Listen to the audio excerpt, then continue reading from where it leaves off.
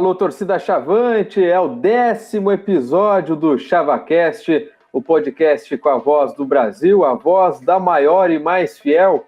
E depois de uma semana muito tensa, a gente chega com mais informações e opiniões da Chavantada. Eu sou o Pedro Henrique Krieger e mais uma vez não estou sozinho. E com a gente hoje, Marcelo Barbosa, direto de Joinville. E aí, Marcelo? Fala, gurizada, e com a pergunta que não quer calar. Por que, Diogo? Por que tu fez aquilo, Diogo? Também conosco, Lucas Maffei. Fala, Chavantada. O Inter vai pagar o pato. Gustavo Iribarren, direto de Portugal. Boa noite, gurizada. O telefone do Rogério tá tocando. E direto dos arredores da Baixada, André Silva. Boa noite a todas e todas. Voltando então pro ChavaCast depois de um período aí fora. E Diogo, por que faz isso comigo?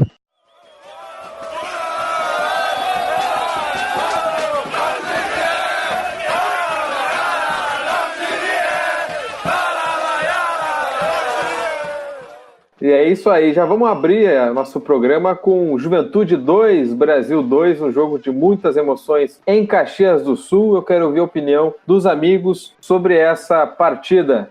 Lucas Maffei, e aí, como é que foi o jogo pra ti? Foi pênalti ou não foi pênalti? Cara, eu achei que foi pênalti, sinceramente, mas respeito a opinião de quem achou que não foi, porque eu acho que o Washington, sem querer, obviamente, ficou naquela da interpretação e aí complica, né? Mas pra mim foi pênalti, não tem muito o que reclamar. Mas eu acho que a gente pode dividir o jogo em 2 jogos, né? Primeiro tempo, Juventude completamente dominante em campo. O Brasil não conseguia trocar 3 passes e foi complicado. Eu achei que ia ser uns 2 ou 3 ali no primeiro tempo. Fiquei feliz em acabar o primeiro tempo só com 1-0. O nosso meio campo não funciona desse jeito.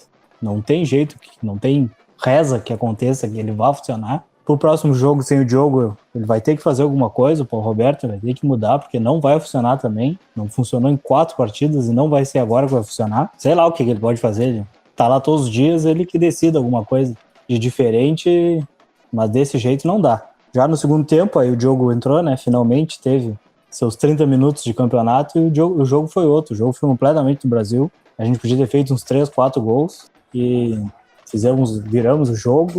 A nossa zaga, para variar, deu aquela falhadinha básica no gol do Juventude, e é um problema, né, porque para mim foi uma falha coletiva ali do Bruno Santos, tomando bola nas costas. O Everton saiu todo atrapalhado para fazer a cobertura e o Leandro Leite ficou olhando ninguém dentro da pequena área ali e o cara só completou pro gol. Mais uma vez, eu acho que o Carlos Eduardo vem progredindo, vem melhorando. Acho que fez grandes defesas no primeiro tempo ali, nos salvou de pelo menos tomar 2 gols. E é isso, acho que tá complicado. A gente não ganha, a gente tem que ganhar, nem que seja jogando mal. E o Inter vai pagar o pato agora. Vai ter que ser desse jeito. André Silva, a gente sabe que vai ter que sair agora do programa, mas antes de ir, qual é a tua opinião aí sobre a partida contra o Juventude? Então, bem como o Lucas disse, a gente acaba dividindo a partida em 2 momentos. O primeiro tempo foi tenebroso, foi terrível mesmo, porque a gente consegue perceber através de algumas rodadas que a gente já vem acompanhando que a equipe do Juventude não é uma equipe boa, e por grupo a gente sabe que o Brasil é muito capaz, pelo menos eu acho. Eu gosto muito do elenco do Brasil, a gente já vinha conversando sobre isso nos outros programas, e estava me preocupando muito a partir do treinador mesmo. Começou a me preocupar essas últimas rodadas, mas eu acho que o nosso empate da partida de ontem não passou exatamente pelo técnico. Eu acho que passou ainda por uma questão de planejamento, que a gente já vinha conversando também antes do início do gauchão, que é a falta de um meia. A gente percebeu que o Diogo é essencial, mas que não precisa ser exatamente só o Diogo, né? A gente precisa de um reserva à altura, a gente precisa de peças de reposição ali que possam fazer o elo junto com o ataque.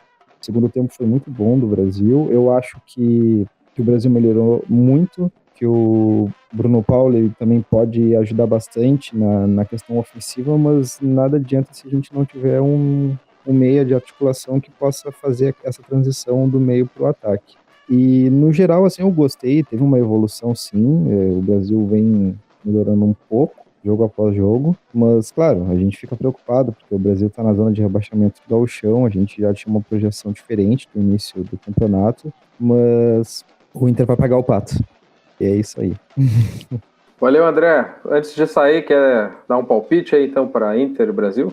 Eu acredito que a gente vai ganhar de 1-0, gol de pênalti, e vamos ficar todo mundo feliz e vai ser isso aí. Não, mas falando sério, eu acho que o Brasil pode fazer um jogo bom contra o Inter. Eu acho que o Brasil vem melhorando de verdade jogo após jogo, e é isso. Eu acho que a vitória tem que passar por esse jogo contra o Internacional, por mais que a gente saiba que é difícil jogar lá, mas eu, como bom chavante que sou e sofredor, eu acredito numa vitória de 1-0.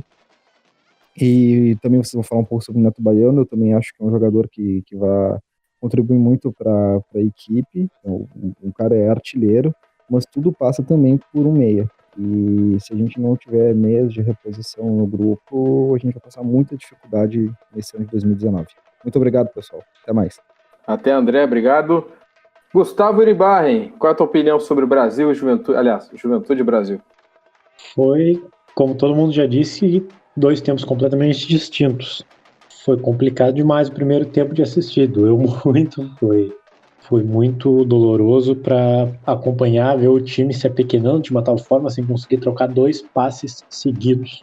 Repetiu a tônica do jogo contra o Novo Hamburgo.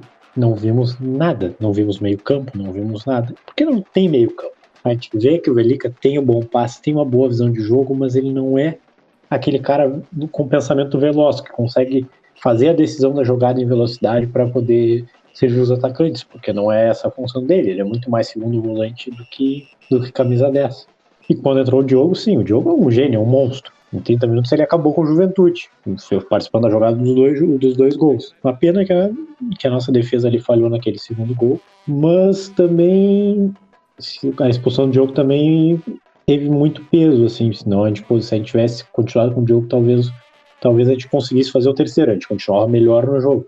Mas, então, é mais um jogo que a gente pensa o que passa na cabeça do nosso técnico, certo? Porque eu acho que mesmo sem o meia ali, nosso time continua mal escalado. Vários momentos a gente vê o Velica mais adiantado, o Michel voltando, coisa que para mim não faz sentido.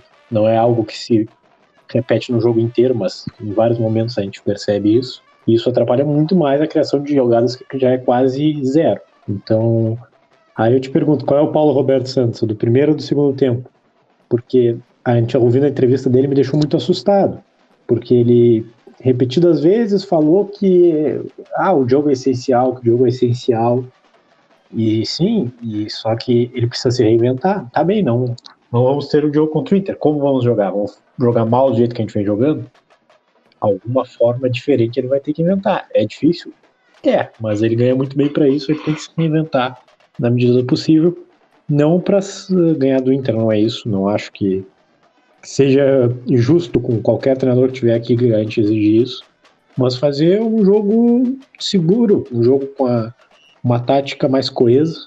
Então eu acho que ele vai ter que se reinventar. Então, ele não pode mais se esconder atrás de questão de preparação, porque a preparação do Inter é tanto quanto a nossa, ou pior, e não pode se esconder mais em questão de o Washington, que ia ser o salvador da pátria, que não ganhou os 3 primeiros jogos por causa... Não vamos dizer assim que não ganhou por causa do Washington, mas ele reclamou diversas vezes que não tinha o Washington.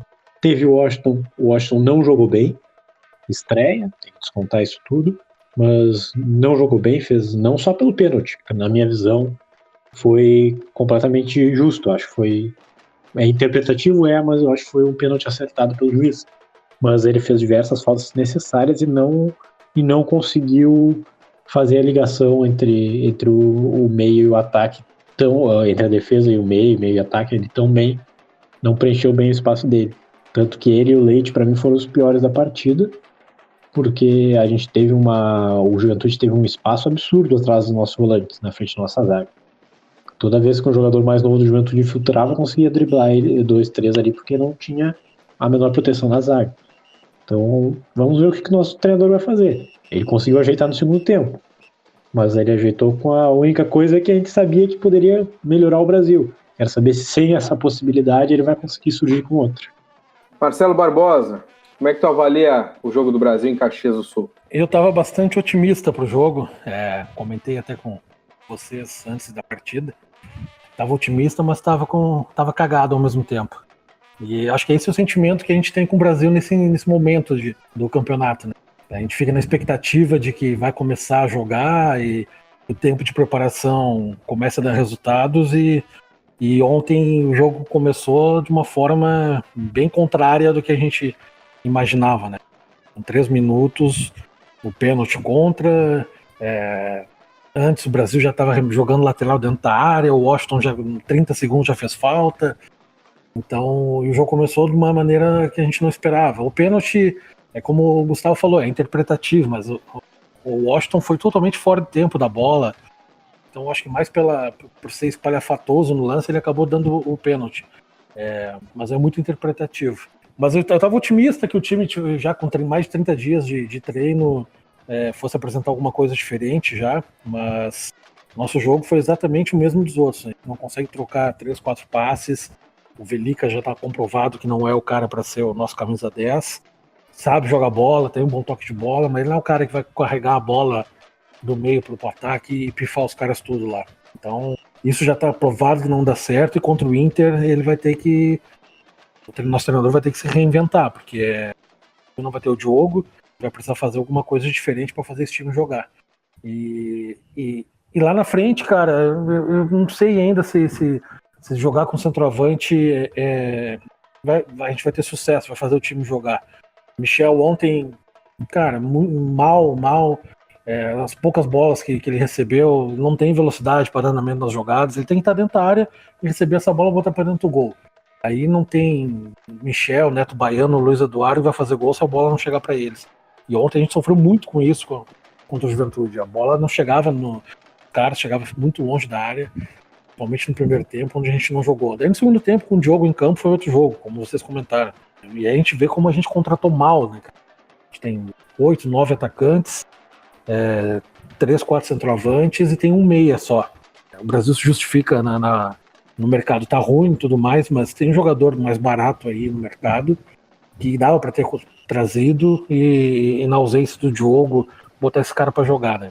Então o time ontem só rodou, começou a jogar depois que o Diogo entrou, aí Branquinho começou a aparecer, o Michel começou a receber bola, os laterais começaram a apoiar mais, e essa é a expectativa que a gente tem do time do Brasil. Temos bons nomes individuais, mas o time não se fortalece. E aí não se sabe se isso vai levar um tempo ou se o trabalho do treinador realmente não tá rendendo o que a gente esperava. Mas o empate acabou sendo um bom resultado ali, mas no meio do segundo tempo, com o jogo em campo ainda, antes dele ser expulso, eu acho que a gente tinha chance ainda de aumentar o placar. Porque a Juventude, cara, fraquíssimo. E a gente perdeu uma chance de trazer os 3 pontos.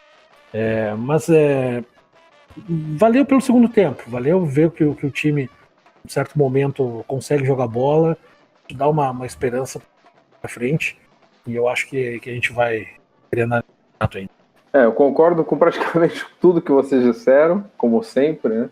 Então, pulando um pouco da parte do jogo, que vocês falaram bastante, eu acho que resumiu muito bem. O Brasil, a gente olhando a tabela, o rebaixamento é um risco real, não dá para negar. A gente tem na próxima rodada o Internacional no Beira-Rio. O Inter não tem conseguido se impor para cima dos clubes do interior, né, pelo menos nas últimas partidas, mas mesmo assim é o Inter. Inclusive vai ter a estreia do Neilton, já sentiu o perigo aí. Mas a gente analisando os problemas que o Brasil tem, não tem camisa 10, quase sempre não teve o Diogo Oliveira. Quando teve o Diogo Oliveira, foram 34 minutos ali de luxo, e aí ele foi expulso. Pressão da torcida, pressão dos resultados, campeonato curto, preparação tardia por conta do calendário. Tudo isso, mesmo com tudo isso, o Brasil jogou 2 partidas fora de casa e não perdeu. É claro que precisa ganhar, é claro que a pontuação é muito pouco para o Brasil, para o tamanho da estrutura que o Brasil hoje já oferece, por mais que não seja a estrutura dos sonhos, já é uma estrutura superior à maioria dos clubes do interior do Rio Grande do Sul, é um clube de Série B do Campeonato Brasileiro, contratou jogadores com um currículo interessante, com uma bagagem muito interessante, então a pontuação do Brasil não agrada, assusta e o rebaixamento é real. Mas com todos esses problemas que eu listei, e não são poucos, o Brasil conseguiu pelo menos não perder fora de casa. Uma vitóriazinha que tivesse em Pelotas contra o Novo Hamburgo, que foi uma grande chance que a gente não conseguiu aproveitar, o Brasil hoje estaria um pouco mais tranquilo. A minha esperança parte disso e parte do segundo tempo que o Brasil fez contra o Juventude. O Juventude é fraco, sentiu os 2 gols do Brasil, uma virada em 3 minutos ali, 2, 3 minutos. O Brasil acho que fatalmente iria brigar pelo terceiro gol, mas aí com a expulsão do Diogo perdeu praticamente essa possibilidade. Acho que a gente não destacou como é que foi o gol de empate do Juventude, mas a gente comenta que a zaga do Brasil bobeou ali, mas eu infelizmente vou ter que culpar o Baggio nessa, porque ele que estava acompanhando o Vidal, que foi que cruzou para dentro da área, e o time do Brasil ficou vendido ali. Claro que é um erro conjunto, né? Não dá para apontar um erro só para um jogador. O erro é defensivo. Mas, enfim, eu acho que o empate é dos males o menor. A gente continua sem perder para eles. Desde 2012 foi a última vez, então a gente continua mantendo essa escrita. E deixou o Juventude também numa situação ruim. O empate para eles em casa foi horrível. E a gente tem que torcer para que outros times fiquem numa situação parecida com a nossa, para que a gente tenha tempo suficiente para escapar e respirar um pouco mais. Querem destacar mais alguma coisa? Brasil Juventude, alguma coisa assim?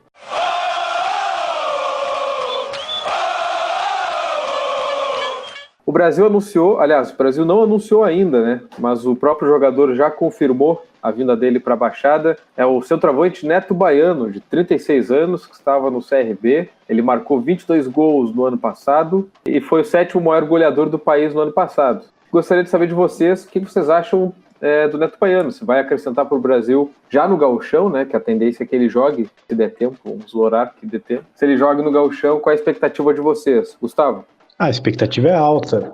Espero que eu não caia do saldo com isso, que nem eu caí com a expectativa que eu tinha pro time do Brasil no campeonato. Porque a gente não precisa de nem ver jogo para saber que o Neto Baiano tem muito mais qualidade que os 2 centroavantes que a gente tem hoje no elenco. Isso aí é conhecido porque o Neto Baiano é um jogador conhecido, joga a Série B há muitos anos, chegou a jogar a Série A, é goleador, é de fazer gol. Acho que a gente não pode ficar esperando que seja a solução dos nossos problemas, porque eu acho que o nosso problema não se encontra ali entre o Michel e o Luiz Eduardo.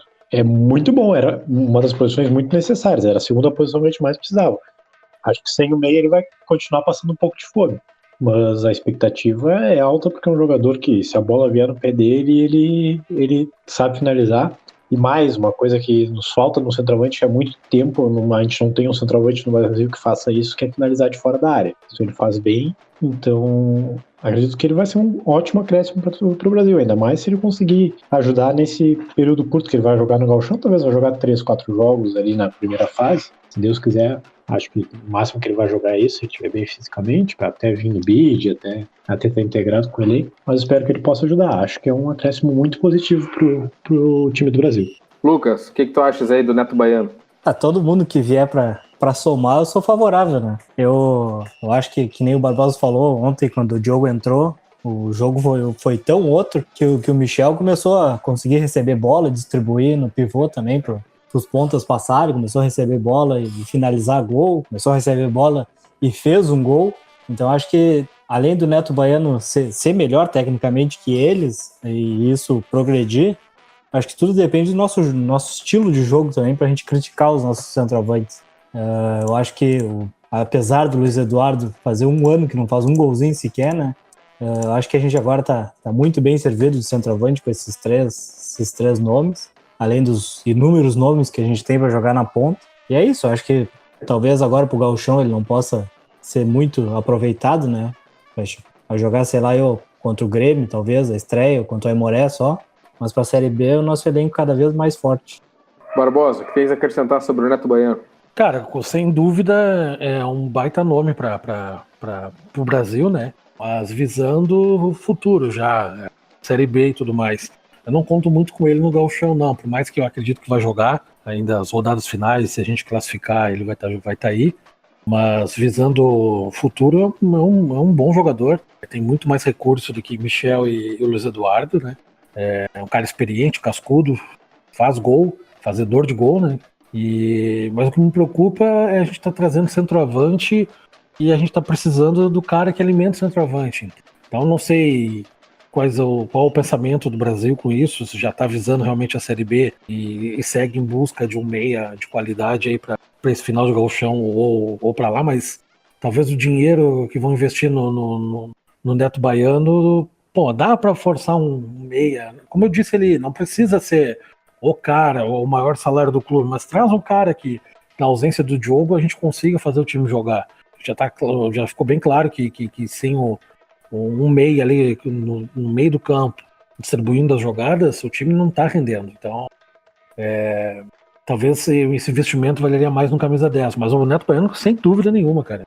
De olhos fechados eu traria ele, porque é um cara que vai agregar bastante pro Brasil, e espero que seja o artilheiro da Série B desse ano e que continue muito tempo ainda no Brasil. Concordo contigo, Barbosa, com os guris também. Essa questão de ter mais um centroavante é importante, porque é mais um jogador, mas também é mais salário. Eu não tenho ideia de quanto o Neto Baiano vai ganhar no Brasil, mas é um cara que tem um nome, né, é conhecido, principalmente no Nordeste, vem de um ano muito bom, números de gols, pelo menos. Eu acho que não vai ser um salário muito baixo. Dá a entender que o Brasil, para o segundo semestre, não vai contar com algum dos atacantes que a gente tem hoje. A gente tem que ver questão de contrato. Se o Michel vai até o final do gauchão, se o Luiz Eduardo vai até o final do gauchão, até o final do ano, não me recordo. Mas tem que ver essa questão. Eu não acredito que o Brasil vai manter 3 camisas 9, mais o Fabrício, sendo que precisa investir ainda no elenco, né? E não sai barato. A gente sabe bem como é que é jogar uma Série B, sai caro. Então acho que o Brasil passa uma mensagem. Ele vai ser o nosso camisa 9, mas um dos jogadores que estão aí hoje não vai permanecer. Pelo que a gente vê aí em campo, seria o Luiz Eduardo que não permaneceria, mas eu acho que ele tem contrato até o final do ano, se eu não me engano. Então já complica um pouco mais, tem rescisão, a não ser que consiga negociar com o próprio jogador para facilitar esse processo. Mas enfim, eu gostei muito da contratação. Eu acho que a gente tem que entender o contexto que a gente está. O futebol brasileiro hoje não é um jogador, não é um campeonato, não é um país com tantos talentos sobrando, tanto que tem jogadores aí veteraníssimos na Série A ganhando rios de dinheiro, e os caras não param de jogar nunca, porque eles, mesmo idosos, dá para dizer assim, são melhores que muitos dos que estão aparecendo. Então hoje está bem difícil montar time competitivo. Eu acho que para a Série B, o Neto Baiano com certeza vai ser um dos principais jogadores, mas vai precisar de um time que jogue para ele também, que consiga levar essa bola até o ataque para que ele consiga concluir a gol. Um detalhe, Pedro, o nosso treinador falou ontem na coletiva que ele gosta de trabalhar sempre com 3 centroavantes no elenco. Eu não sei qual que se ele pensa que alguém pode se machucar, alguma coisa assim, mas ele comentou que gosta de ter, o Neto Baiano tá vindo porque ele gosta de ter 3 centroavantes no elenco. Então, se ele continuando para a Série B, a gente deve seguir com 3 centroavantes também. O Michel, realmente eu não lembro se tem contrato só até o gauchão, acredito que mas o Luiz Eduardo é até o final do ano. O Brasil tentou negociar já mais o Luiz Eduardo no final do ano passado, mas não deu certo, até porque o treinador, depois que ficou sabendo que o Luiz Eduardo era aquele da Caldense e tudo mais, ele queria que o Luiz Eduardo permanecesse no grupo. Mas o Brasil tentou já rescindir com o Luiz Eduardo e não conseguiu. Então, o treinador quer 3 centroavantes. Eu espero que ele queira uns 3 ou 4 meias também, né? O Fabrício não dá para considerar centroavante, né? Mesmo com 18 anos, jovem ainda. É muito cedo para ele. Fica a pergunta aí no ar. O que vocês acham? Eu acredito que não é. Eu vi ele jogar 1 ou 2 jogos na base só e não vi essa final da Copinha. Mas eu não vejo ele como centroavante mesmo, que eu acho que é o que o nosso treinador procura. Um 9 mais fixo lá na frente. Mas também não acho que hoje é o momento dele ser assim, exigido como um titular, por exemplo. Não que ele vá ser titular, mas, por exemplo, se ele fica só 2, vamos dizer assim, fica só Neto Baiano e ele, eu acho muito complicado. Eu acho que não é o momento ainda. Não para a Série B. Lá o chão, acho que valeria o teste. Mas também agora a situação já ficou tão feia que acho que já está fora do momento de fazer teste também. Eu acho que eu considero pelo menos ele como um ponta. Até na base ele podia jogar como 9, né? Mas pro nosso estilo de jogo ele não tem porte físico para ser o 9. que vai receber bola de costa e distribuir jogo, que vai ganhar na bola aérea. E sobre utilizar ele, eu acho que é cedo também, porque se o nosso time tivesse uma fase excelente, ele poderia ter entrado já em alguns jogos, finalzinho do jogo ali, para ganhar minuto de jogo só. Mas nessa fase eu acho que é só para queimar ele e daqui a pouco acontece alguma coisa errada e fica marcado por isso. Eu acho que tem que ter um pouquinho de calma, ele é novo, daqui a pouco vai ter a oportunidade dele. Vamos então projetar Internacional e Brasil no estádio Beira-Rio na próxima segunda-feira, 8h40 da noite, é isso? É um jogo difícil para o Brasil, que vai ter que chegar lá para pontuar, tentar pelo menos um pontinho, porque a situação não é tranquila. Vocês imaginam que é possível pelo menos arrancar um empate no estádio Beira-Rio? O que tu acha, Lucas? Olha, se a gente projetar o Brasil jogando o que jogou no segundo tempo e o Inter jogando o que jogou até agora, sim. Mas o problema é o Brasil jogar o que jogou no segundo tempo sem o Diogo, né? Então, por isso que eu falei que o Paulo Roberto vai ter que se reinventar e tirar algum coelho da cartola. Eu acho que se a gente jogar com a mesma formação que a gente jogou, ou até do mesmo estilo de jogo que a gente jogou o primeiro tempo contra o Juventude, a gente não tem chance nenhuma de sair com a pontuação. Mas se a gente se reinventar, sim. Até porque o Inter vive um momento conturbado, né? O Odair Hellmann vem sendo muito criticado por alguns torcedores. Os dirigentes do Inter vêm sendo muito criticados pela forma como o Inter vem utilizando seus jogadores de base, utilizando os medalhões de sempre. Então, acho que se a gente conseguisse aproveitar desse momento instável e fazer uma boa partida lá dentro, a gente consegue ter um bom resultado e trazer um ou, quem sabe, 3 pontinhos para casa. Eu espero que dê. Estarei lá na torcida. É um momento difícil para o Inter e é um momento difícil para nós. Eu acho que concordo com o Lucas, se a gente jogar o que a gente jogou no segundo tempo lá contra o Juventude, totalmente possível. Não vou dizer ganhar, acho que isso é pedir demais, acho que seria muito bom, mas acho muito difícil. Acho que seria possível empatar, porque eu não acho que o Inter vai continuar jogando a bolinha que vem jogando, não. Acho que uma hora eles acordam e sempre é contra a gente. Então a gente vai ter que duelar muito para conseguir um ponto, acho que é completamente possível. A gente, se não fosse Internacional, eu repetiria a retórica que já faz contra o Novo Hamburgo. Eu falei, contra o Juventude eu falei que empatar não é mais o suficiente, agora tem que ganhar. Mas contra o Inter, ainda mais no Beira-Rio, a gente sabe que fizer um ponto está de ótimo tamanho. Vamos ter que confiar no Tabu, né? Faz um ano que a gente não toma gol do Inter. E aí, Barbosa, como é que tu projeta esse confronto em Porto Alegre? Uma coisa é clara para mim, assim, o time deles é melhor do que o nosso. Posição por posição e tudo mais. Isso é claro para todo mundo. A questão é que o momento deles é bem ruim e não que o nosso seja uma maravilha, longe disso, mas o momento deles é muito mais conturbado do que o nosso. Então eu acho que se tem um momento pra gente ganhar do Inter é agora. Mas o Brasil é o Brasil, né, cara? A gente sabe que as coisas com o Brasil são mais complicadas, assim. Tá, como o Galvão Dias tá em crise, chama o Chile, os outros podem falar, tá em crise, chama o Brasil. Sempre quando a dupla Grenal tá mal das pernas, o Brasil pega, vai lá e toma uma sapecada. São elencos diferentes ano a ano, não tem lógica nenhuma de que vai acontecer, mas eu não tô muito otimista para esse jogo, porque vamos estar sem o Diogo novamente. O Paulo Roberto vai ter que inventar alguma coisa ali que não é o time que saiu jogando ontem, não pode ser o Vilica, Quinho e Baggio e Michel, por exemplo.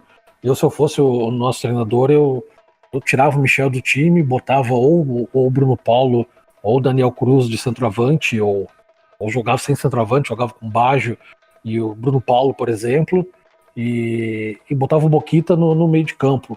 Jogaria com o Leandro Leite, Washington, Boquita e Velica.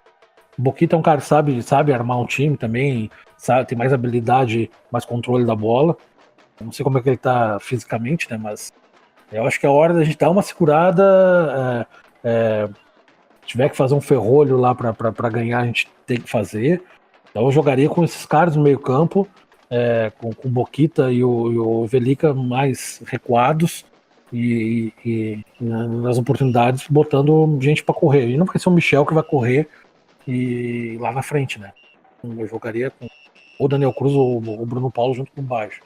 Vamos ver se o professor vai nesse caminho, espero que ele não repita a ação.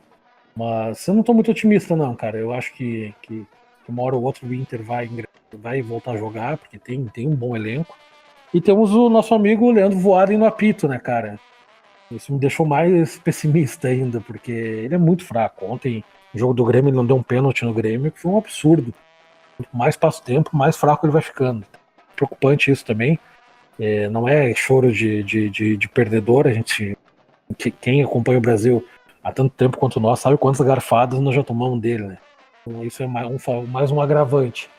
Mas eu vou estar na torcida, como sempre, vou estar acreditando a cada minuto.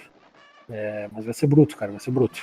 Vamos ver se a gente arrancar um ponto lá, eu acho que já dá uma tranquilizada, mas principalmente melhor perdendo ou ganhando, que a gente consiga encontrar um jogo, sabe? Mesmo sem jogo, que o time consiga apresentar um bom futebol, que a gente não se acadele lá para eles, que a gente consiga jogar no nervosismo, em cima do nervosismo deles também. Isso já dá um ânimo pra gente vislumbrar algo melhor no campeonato. E eu concordo com o Barbosa nessa situação, que talvez seria interessante jogar sem o centroavante. Porque eu acho que lá não adianta a gente se iludir e achar que a gente vai ganhar deles, ou fazer como eles na pressão ofensiva. A gente vai fazer gol no erro deles, na catimba, na xiripa. E então eu também vejo com bons olhos a escalação se o Boquita estiver fisicamente melhor do que ele teve contra o Caxias, dele com o Velica no meio de campo, ali à frente dos dois volantes, porque se a gente não vai ter uma grande presença ofensiva, porque é muito difícil contra o Inter, e também não é o caminho, na minha visão, que a gente tem um meio mais coeso, tanto de marcação, de ter um preenchimento de espaço melhor para marcação, como de mobilidade no meio de campo. Ter mais uma qualidade um pouquinho de reter um pouco mais a bola. Não vai ser tão ofensivo quanto, mas reter um pouco mais a bola, que é o grande erro. Espero também que ele não repita a escalação. Então acho que eu vejo que essa é uma das possíveis invenções que ele pode ter. Ele vai ter que inventar alguma coisa para resolver o problema do meio de campo inexistente, do buraco que a gente tem no meio de campo. Espero que ele consiga ver pelo menos essa opção ou alguma outra melhor que essa. Gurizada, eu concordo pra caramba com você. Eu sou otimista, geralmente, você sabe muito bem disso. Eu sempre acredito no Brasil, mas contra o Inter em Porto Alegre é um jogo que eu já vou preparado para o pior. Acho que é um dos poucos jogos que eu não vou com tanta confiança. Mas assim, o momento é muito ruim para eles também, né? Eles têm um investimento gigantesco e eles não estão conseguindo se impor como o Grêmio tá. E a rivalidade é um peso importante aí para a gente levar em conta. O Grêmio começou que nem o Brasil, que nem o Inter, começou depois, mas o Grêmio tá atropelando, tá tranquilo, favorável no gauchão, e eles não estão conseguindo fazer o mesmo. Então tem essa pressão. É triste lembrar que o Brasil muitas vezes é o clube que recupera, né? O Grêmio no gauchão, que estava quase caindo com os guris, quando botou o Grêmio titular, aí o primeiro jogo do titular eles perderam pro Cruzeirinho, que foi rebaixado depois, perderam em casa. Aí o Brasil foi jogar com eles, aí o Brasil perdeu. O Brasil foi o primeiro a perder. Geralmente é o Brasil que dá esse empurrãozinho. Mas se mudar a formação, se o treinador for com algo diferente, eu já vou ficar um pouco mais confiante, pelo menos para ver como é que o time do Brasil vai se portar em Porto Alegre. Acho que, como o Barbosa bem disse, é muito importante a forma como o Brasil vai acabar o jogo em Porto Alegre. Dependendo de como for, mesmo perdendo, vai ser já um desempenho que vai animar e vai dar um pouco mais de confiança, de fôlego, porque logo ali o Brasil tem o Aimoré, tem Copa do Brasil, e o Brasil precisa realmente crescer na competição. Tá na hora, não tem mais o que esperar. Então, dependendo do desempenho do Brasil em Porto Alegre, essa moral, essa falta de confiança talvez termine, né? Essa falta de moral, essa falta de confiança termine em Porto Alegre.